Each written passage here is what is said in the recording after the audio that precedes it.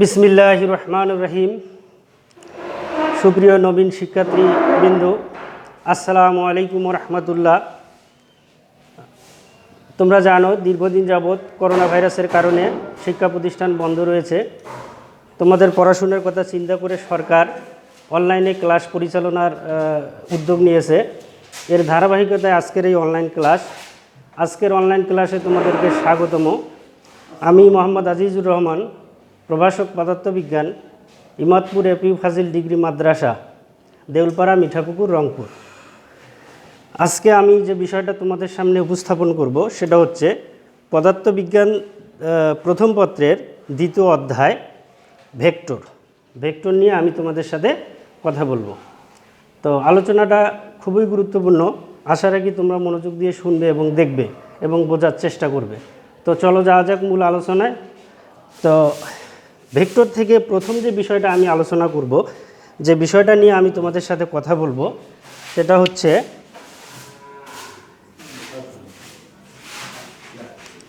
রাশি। তাহলে আমরা ভেক্টর থেকে প্রথম যে বিষয়টা জানবো সেটা হচ্ছে রাশি।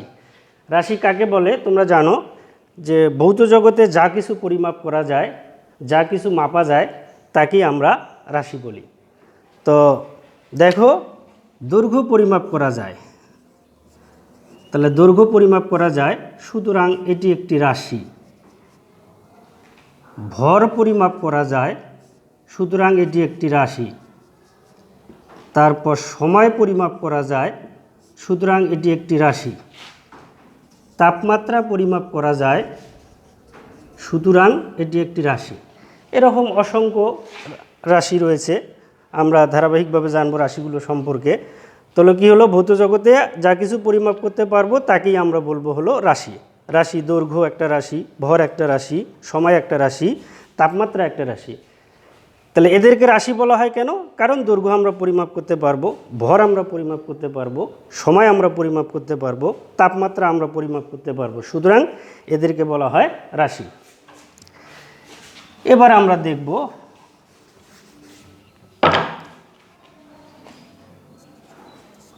রাশি দুই প্রকার। তাহলে রাশি হচ্ছে দুই প্রকার। একটাকে বলা হয় মৌলিক রাশি, আরেকটাকে বলা হয় লব্ধ বা যৌগিক রাশি। তাহলে আমরা রাশি প্রধানত পাইলাম দুই প্রকার। একটাকে বলা হয় মৌলিক রাশি, আর একটাকে বলা হয় লব্ধ অথবা যৌগিক রাশি। তো মৌলিক রাশি এবং লব্ধ বা যৌগিক রাশি সম্পর্কে তোমরা দশম শ্রেণীতে জেনেছো। আমি এ সম্পর্কে বিস্তারিত বলতে চাচ্ছি না, আমার আলোচ্য বিষয় এটা না। তোমরা যেহেতু এই বিষয়গুলো জানো, সুতরাং আমি এটা আলোচনা করব না। তো আমরা যেটা আলোচনা করব সেটা হচ্ছে দিক বিবেচনায় রাশি দুই প্রকার। তাহলে দিকের বিবেচনায় রাশি কয় প্রকার? দিকের বিবেচনায় রাশি হচ্ছে দুই প্রকার। এক নাম্বার বলা হয় স্কেলার রাশি,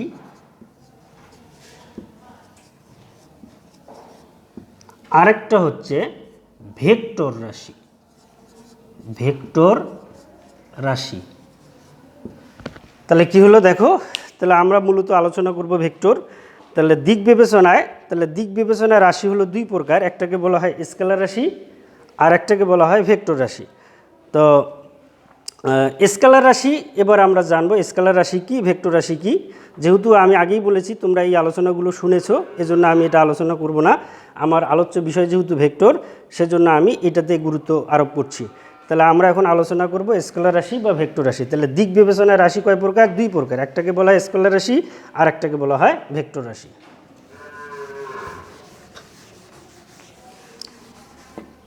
তাহলে এখন আমরা জানবো স্কেলার রাশি কি। তাহলে স্কেলার রাশি, তাহলে স্কেলার রাশি বা ইংরেজিতে বলা হয় স্কেলার কোয়ান্টিটি। তাহলে স্কেলার রাশি হলো যে সমস্ত রাশি শুধুমাত্র মান আছে, কিন্তু দিক নেই। তাহলে যে সমস্ত রাশি নির্ণয় করার ক্ষেত্রে শুধুমাত্র আমাদের মানের দরকার, দিকের প্রয়োজন হয় না, সে সমস্ত রাশিকে বলা হয় স্কেলার রাশি। যেমন উদাহরণস্বরূপ যদি বলি আমরা দৈর্ঘ্য যদি পরিমাপ করতে চাই, তাহলে দৈর্ঘ্য পরিমাপ করতে গেলে আমাদের দিকের দরকার হয় না, ভর পরিমাপ করার জন্য আমাদের দিকের দরকার হয় না, সময় পরিমাপ করার জন্য আমাদের দিকের দরকার হয় না, কাজ পরিমাপ করার জন্য আমাদের দিকের দরকার হয় না। তাহলে যে সকল রাশির শুধুমাত্র মান রয়েছে কিন্তু দিক নেই, তাদেরকে আমরা বলি স্কেলার রাশি। তাহলে স্কেলার রাশি হিসাবে তোমরা দেখলা যে দৈর্ঘ্য পরিমাপের ক্ষেত্রে দিকের কোনো প্রয়োজন নেই, ভর পরিমাপের ক্ষেত্রে দিকের কোনো প্রয়োজন নাই, সময় পরিমাপের ক্ষেত্রে দিকের কোনো প্রয়োজন নাই, কাজ পরিমাপের ক্ষেত্রে দিকের কোনো প্রয়োজন নেই। সুতরাং এদেরকে বলা হয় স্কেলার রাশি। এবার আমরা দেখব ভেক্টর রাশি। ভেক্টর রাশি, তাহলে ভেক্টর রাশি কি? ভেক্টর রাশি হচ্ছে যে সকল রাশির পরিমাপের জন্য মান এবং দিক উভয়ের প্রয়োজন রয়েছে। তাহলে যে সকল রাশি পরিমাপ করার জন্য বা যে সকল রাশি জানার জন্য আমাদের কি দিক এবং মানের উপর নির্ভর করতে হয়, সে সমস্ত রাশিকে বলা হয় ভেক্টর রাশি। যেমন আমি যদি বেগ পরিমাপ করতে চাই, তাহলে বেগ আমাদের বলতে হবে কোন দিকে বেগ, পূর্ব দিকে, পশ্চিম দিকে, উত্তর দিকে, যে কোনো একটা দিকে আমাদেরকে উল্লেখ করে দিতে হবে। তারপরে হচ্ছে ত্বরণ, এটা একটা ভেক্টর রাশি। তারপরে সরণ একটা ভেক্টর রাশি। আরও আছে, আরও অনেক ভেক্টর রাশি রয়েছে, আমি পর্যায়ক্রমে আলোচনা করব। তাহলে আমি যেটা তোমাদেরকে বোঝাতে চাইলাম সেটা হলো যে ভেক্টর রাশি মানে হচ্ছে যে সমস্ত রাশি পরিমাপ করার ক্ষেত্রে আমাদের দিক এবং মান দুটোই প্রয়োজন, সেক্ষেত্রে তাদেরকে আমরা বলবো ভেক্টর রাশি। আশা করি তোমরা বুঝতে পেরেছো।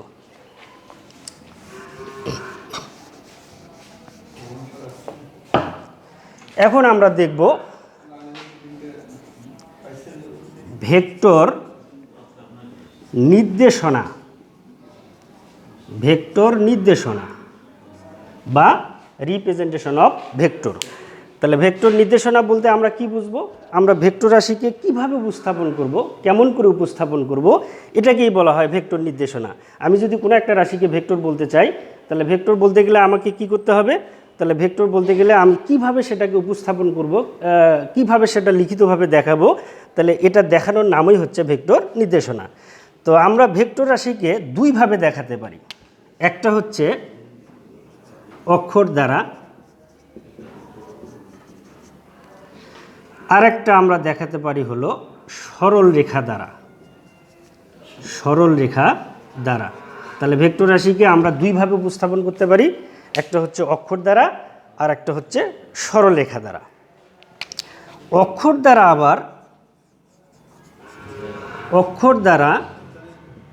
আবার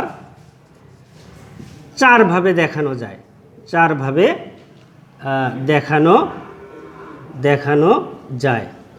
তাহলে কোনো একটা ভেক্টর রাশিকে যদি আমি অক্ষর দ্বারা দেখাতে চাই, তাহলে অক্ষর দ্বারা আমি কয়ভাবে দেখাতে পারবো? আমি অক্ষর দ্বারা চারভাবে দেখাতে পারবো। কিভাবে দেখাতে পারবো? দেখো, আমি যদি অক্ষর দ্বারা দেখাতে চাই, এক নাম্বার দেখো, চারভাবে যেহেতু দেখানো যায়, তাহলে এই যে একটা অক্ষর এ, তাহলে এইটার যদি আমরা ভেক্টর রূপ দেখাতে চাই, এ অক্ষরের ভেক্টর রূপ যদি আমরা দেখাতে চাই, তাহলে আমাদেরকে কি করতে হবে?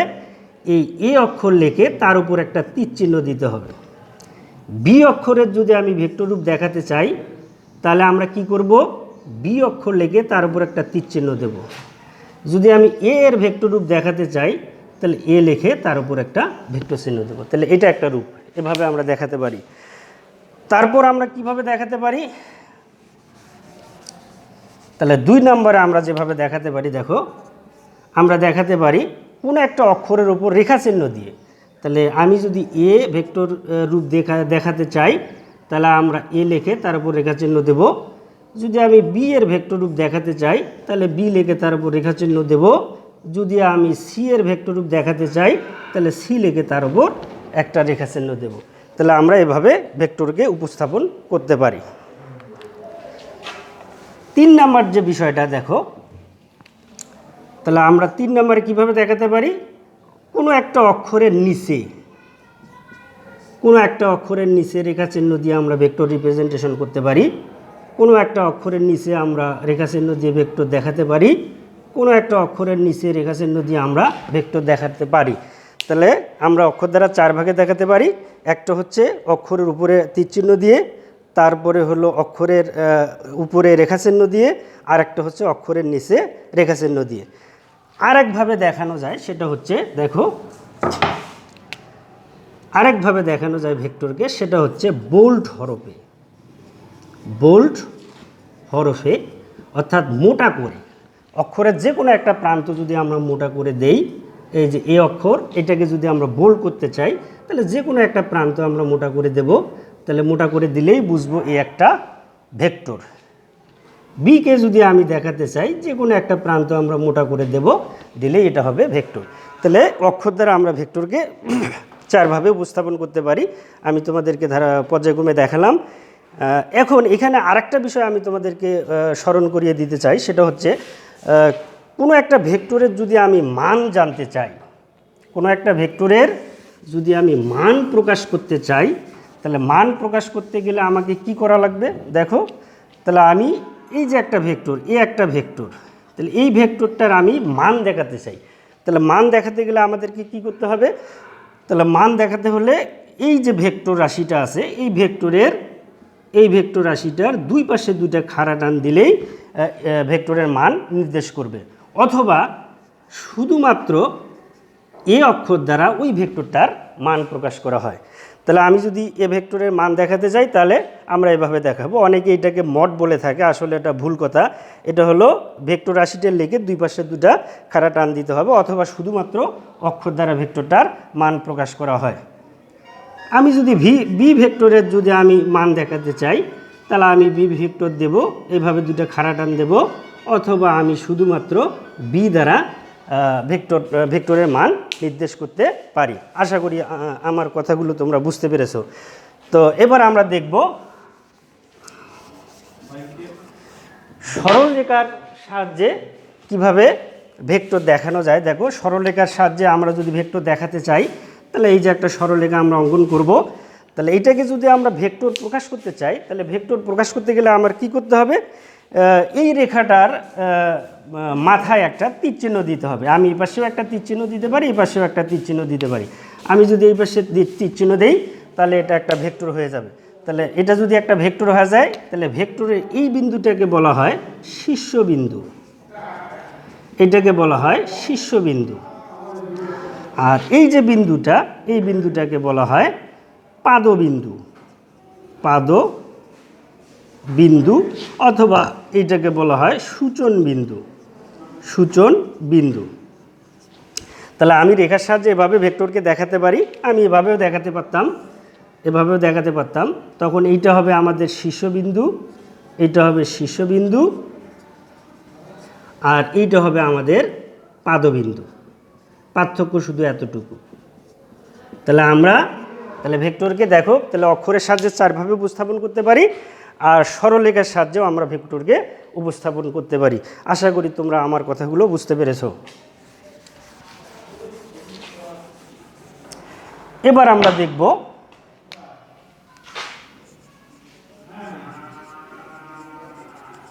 কতিপয় ভেক্টর রাশির সংজ্ঞা। তাহলে আমরা কতিপয় ভেক্টর রাশি দেখব, কতিপয় ভেক্টর রাশির সংজ্ঞা আমরা দেখব। তা প্রথম যে ভেক্টরটা আমরা দেখব সেটা হচ্ছে অবস্থান ভেক্টর।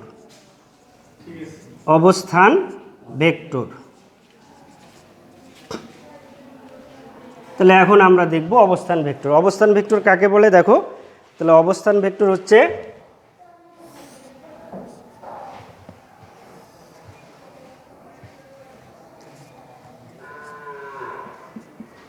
অবস্থান ভেক্টরের সংজ্ঞা দেখো। তাহলে তোমরা জানো এটা একটা দ্বিমাত্রিক স্থানাঙ্ক ব্যবস্থা, বা এটা একটা দ্বিমাত্রিক কাঠামো। দ্বিমাত্রিক, এটা হচ্ছে এক্স অক্ষ, এটা হচ্ছে ওয়াই অক্ষ, এটা হচ্ছে মূল বিন্দু। তো অবস্থান ভেক্টরের সংজ্ঞা হচ্ছে দ্বিমাত্রিক স্থানাঙ্ক ব্যবস্থায় কোনো একটা বিন্দুর অবস্থান, মনে করো পি একটা বিন্দু, এই যে পি একটা বিন্দু, তাহলে দ্বিমাত্রিক স্থানাঙ্ক ব্যবস্থায় কোনো একটা বিন্দুর অবস্থান আমি যে ভেক্টরের সাহায্যে নির্ণয় করব তাকেই বলা হয় অবস্থান ভেক্টর। তাহলে দেখো তাহলে আমি কি বললাম যে অবস্থান ভেক্টর কাকে বলে? অবস্থান ভেক্টর হচ্ছে দ্বিমাত্রিক স্থানাঙ্ক ব্যবস্থায় কোনো একটা বিন্দুর অবস্থান যে ভেক্টরের সাহায্যে আমরা প্রকাশ করি বা যে ভেক্টরের সাহায্যে নির্ণয় করি সেটাকে আমরা বলি অবস্থান ভেক্টর। তাহলে অবস্থান ভেক্টর, তাহলে এখানে ওপি ভেক্টর হচ্ছে অবস্থান ভেক্টর, অবস্থান ভেক্টর আর অবস্থান ভেক্টরকে আমরা আর দ্বারা প্রকাশ করি, এটাকে বলা হয় রেডিয়াস ভেক্টর। তাহলে অবস্থান ভেক্টরের আরেকটা নাম কি? অবস্থান ভেক্টরের আরেকটা নাম হচ্ছে রেডিয়াস ভেক্টর। তাহলে আমরা মূল দ্বিমাত্রিক স্থানাঙ্ক ব্যবস্থায় মূল বিন্দুর সাপেক্ষে কোনো একটা বিন্দুর অবস্থান যে ভেক্টরের সাহায্যে নির্দেশ করব সেটাকেই বলা হয় অবস্থান ভেক্টর বা রেডিয়াস ভেক্টর। এবার আমরা দেখব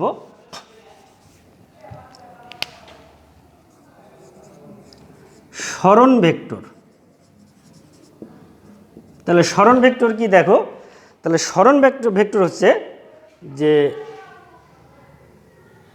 সরণ ভেক্টর হচ্ছে, দেখো এটা একটা যদি অবস্থান ভেক্টর হয়, এটাকে যদি আমরা r1 দ্বারা প্রকাশ করি, আর একটা বিন্দুর অবস্থান যদি এটা হয়, তাহলে এটাকে যদি আমরা r2 দ্বারা প্রকাশ করি, তাহলে দেখো দুইটি অবস্থান ভেক্টরের যে সরল রৈখিক যে দূরত্বের পার্থক্য, তাহলে সরল রৈখিক দূরত্বের পার্থক্যটাকেই বলা হয় সরণ ভেক্টর। তাহলে আমরা সরল রৈখিক, তাহলে এটা যদি আমাদের আর ভেক্টর হয়, এটা যদি r2 ভেক্টর হয়, তাহলে আমাদের সরল রৈখিক দূরত্ব হচ্ছে এটা হচ্ছে ডেল আর। তাহলে এইটাকে বলা হয় ডেল আরকেই বলা হয় সরণ ভেক্টর। তাহলে কি বলা হলো? দুইটা অবস্থান ভেক্টরের সরল রৈখিক যে দূরত্বের পার্থক্য, সেই পার্থক্যটাকে বলা হয় সরণ ভেক্টর। তাহলে সরণ ভেক্টর আমি কি লিখতে পারি? সরণ vector del r equal to আমি লিখতে পারি r1 মাইনাস হলো r2। আশা করি তোমরা বুঝতে পেরেছো।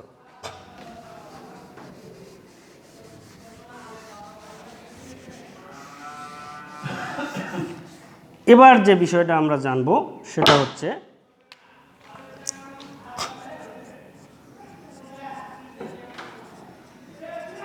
একক ভেক্টর। তাহলে একক ভেক্টর কাকে বলে? যে ভেক্টরের মান 1 একক, যে ভেক্টরের মান 1 একক তাকে একক ভেক্টর বলে। অথবা আমরা যদি এটাকে আরেকটু সুন্দরভাবে বলতে চাই যে মান শূন্য নয় এমন একটি ভেক্টরের, তাহলে মান শূন্য নয় a is not equal to 0, তাহলে কি হলো? একক ভেক্টর কাকে বলে? যে ভেক্টরের মান 1 একক তাকে আমরা একক ভেক্টর বলি। অথবা আমরা এভাবে বলতে পারি মান শূন্য নয় এমন একটা ভেক্টরকে যদি আমরা উহার মান দ্বারা ভাগ করি, তাহলে ওই ভেক্টরের দিকে একটা একক ভেক্টর পাওয়া যায়। তাহলে কি হলো? মান শূন্য নয় এমন একটা ভেক্টর, তাহলে এই যে একটা ভেক্টর এ ভেক্টর, এটার মান শূন্য নয়, তাহলে এই ভেক্টরটাকে যদি আমরা উহার মান দ্বারা ভাগ করি, ভাগ করলে কি হবে? এই ভেক্টরের দিকে অর্থাৎ এর দিকে একটি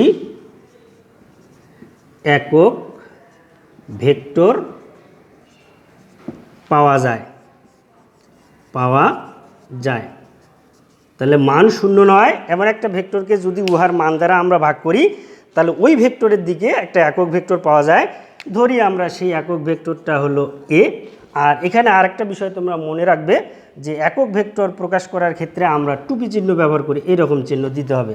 তাহলে অতএব একক ভেক্টর আমরা লিখতে পারি এ একক ভেক্টর ইকুয়াল টু আমরা লিখতে পারি এ ভেক্টর ডিভাইডেড বাই হলো এ। অথবা এটাকে আমরা দেখাতে পারি এ একক ভেক্টর ইকুয়াল টু হলো এ ভেক্টর ডিভাইডেড বাই হলো এ ভেক্টর, তারপরে হলো এই ভেক্টরের মান। তাহলে এটা হচ্ছে একটা একক ভেক্টর, এটা হচ্ছে একটা একক ভেক্টর। এখন আমি কি বললাম? এখানে একটা কথা আমি তোমাদেরকে বললাম যে ভেক্টরকে যদি মান শূন্য নেই এমন একটা ভেক্টরকে যদি ওর মান দ্বারা আমরা ভাগ করি, তাহলে ওই ভেক্টরের দিকে একটা একক ভেক্টর পাওয়া যায়। তাহলে আমরা যদি এখানে দেখাই, তাহলে এইটা হচ্ছে এ ভেক্টর, দেখো এই ভেক্টর হচ্ছে এ ভেক্টর। তাহলে এইটাকে যদি আমরা একটা একক ভেক্টর দ্বারা প্রকাশ করি, এইটা হলো এ, দিলে দেখো আমরা ভাগ করলাম। তাহলে এই যে ভেক্টরটা, এই ভেক্টরটা তাহলে এই যে ভেক্টরটা, তাহলে এইটা যদি একক ভেক্টর হয়, এটাও একক ভেক্টর, এটাও একক ভেক্টর, এটাও একক ভেক্টর, তাহলে আমরা এখানে কয়টা পাচ্ছি? 1 2 3 4।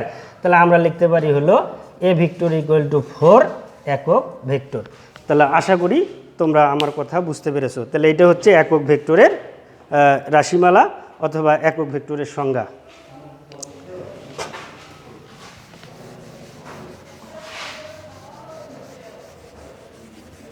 তারপরে আমরা যে বিষয়টা জানব, আয়ত একক ভেক্টর। আয়ত একক ভেক্টর। তাহলে আয়ত একক ভেক্টর কি?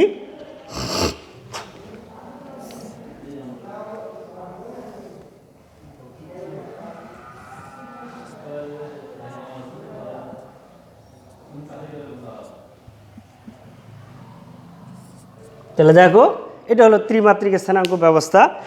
তাহলে ত্রিমাত্রিক স্থানাঙ্ক ব্যবস্থায় ধনাত্মক এক্স অক্ষ বরাবর, ধনাত্মক ওয়াই অক্ষ বরাবর এবং ধনাত্মক জেড অক্ষ বরাবর মূলবিন্দুর সাপেক্ষে, তাহলে ধনাত্মক এক্স অক্ষ, ওয়াই অক্ষ এবং জেড অক্ষ বরাবর যে তিনটে একক ভেক্টর কল্পনা করা হয় তাদেরকে বলা হয় আয়ত একক ভেক্টর। তাহলে এক্স অক্ষ বরাবর কল্পনা করা হয় আই, ওয়াই অক্ষ বরাবর হলো জে, আর জেড অক্ষ বরাবর হলো কে। তাহলে এটাই হচ্ছে আয়ত একক ভেক্টর। তাহলে আমরা লিখতে পারি এক্স অক্ষ বরাবর আয়ত একক ভেক্টর হচ্ছে আই, ওয়াই অক্ষ বরাবর আয়ত একক ভেক্টর হচ্ছে জে, আর জেড অক্ষ বরাবর আয়ত একক ভেক্টর হচ্ছে কি। তাহলে এইটা হচ্ছে আমাদের আয়ত একক ভেক্টর। আশা করি তোমরা বুঝতে পেরেছো।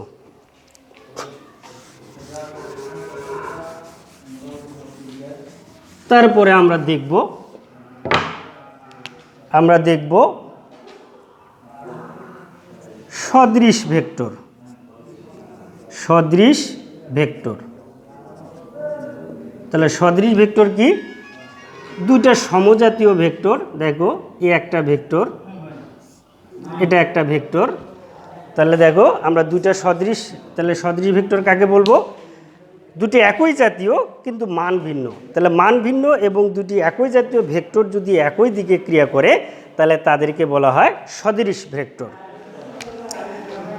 বিসদৃশ ভেক্টর কি? বিসদৃশ ভেক্টর। তাহলে বিসদৃশ ভেক্টর হলো দুইটি ভেক্টর একই জাতীয় দুটি ভিন্ন মানের ভেক্টর যদি বিপরীত দিকে ক্রিয়া করে তাহলে সমজাতীয় ভিন্ন মানের দুটি ভেক্টর যদি অসম মানের দুটি ভেক্টর যদি বিপরীত দিকে ক্রিয়া করে তাহলে তাদেরকে বলা হয় বিসদৃশ ভেক্টর। তারপরে আমরা দেখব সমান ভেক্টর। সমান ভেক্টর। তাহলে সমান ভেক্টর কি? তাহলে সমজাতীয় এবং একই মানের দুইটি ভেক্টর যদি একই দিকে ক্রিয়ারত থাকে তাহলে এদেরকে বলা হয় সমান ভেক্টর। বিপরীত ভেক্টর কি? বিপরীত ভেক্টর। তাহলে বিপরীত ভেক্টর হচ্ছে সমান মানের দুইটা ভেক্টর যদি একটা অপরটার বিপরীতে কাজ করে তাহলে সেটাকে বলা হয় বিপরীত ভেক্টর।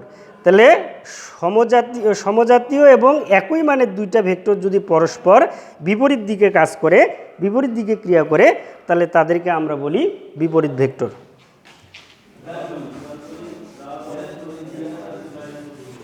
তারপরে আমরা দেখব সমতলীয় ভেক্টর।